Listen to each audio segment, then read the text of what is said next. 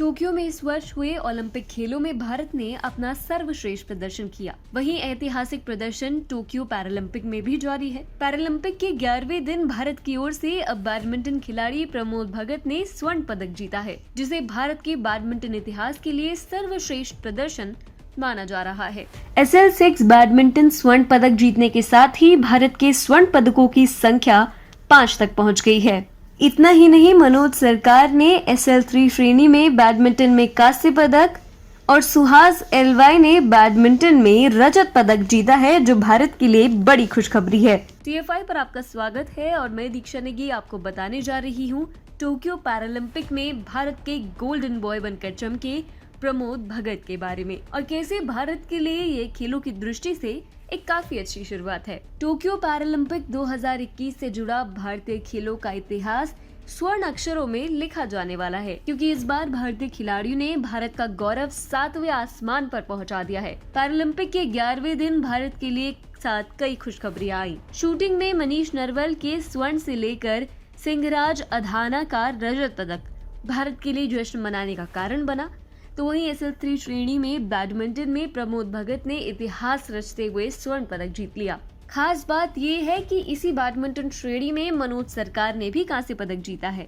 भारतीय ओलंपिक इतिहास में बैडमिंटन में स्वर्ण पदक लाकर प्रमोद भगत एवं कृष्णा नागर ने एक इतिहास रचा है, क्योंकि अभी तक इसमें कोई भी स्वर्ण नहीं ला पाया था। इसके विपरीत पैरालंपिक खेलों में स्वर्ण जीतकर प्रमोद भगत और कृष्णा नागर ने बैडमिंटन के स्वर्णिम इतिहास में भी भारत का नाम शामिल कर दिया है, जो देश के लिए एक गर्व का विषय है। इसी मौके पर प्रधानमंत्री नरेंद्र मोदी ने प्रमोद भगत की सफलता एवं देश का गौरव बढ़ाने को लेकर कहा, प्रमोद भगत ने पूरे देश का दिल जीत लिया है। वह एक चैंपियन है जिनकी सफलता लाखों लोगों को प्रेरित करेगी। उन्होंने उल्लेखनीय लचीलापन और दृढ़ संकल्प दिखाया। उन्हें बैडमिंटन में स्वर्ण पदक जीतने के लिए बधाई। उन्हें उनके भविष्य के प्रयासों के लिए शुभकामनाएं। वहीं प्रमोद भगत के साथ ही बैडमिंटन में कांस्य पदक जीतकर मनोज सरकार ने भी भारत को गौरवान्वित किया है। उनके इस योगदान के लिए प्रधानमंत्री नरेंद्र मोदी ने ट्वीट कर लिखा, मनोज सरकार के शानदार प्रदर्शन से बहुत खुश हूँ। बैडमिंटन में प्रतिष्ठित कांस्य पदक स्वदेश लाने के लिए उन्हें बधाई। आने वाले भविष्य के लिए बहुत बहुत शुभकामनाएं। गौरतलब है कि दोनों ही खिलाड़ियों के पदक भारतीय खिलाड़ियों के प्रोत्साहन में महत्वपूर्ण भूमिका निभाने वाले हैं, जो भविष्य में भारत की पदक तालिका को विस्तार दे सकते हैं। भारतीय पैरालंपिक इतिहास में टोक्यो पैरालंपिक भारत के लिए ऐतिहासिक रहा है। अब तक भारत के टोक्यो 2021 में 19 मेडल हो चुके हैं।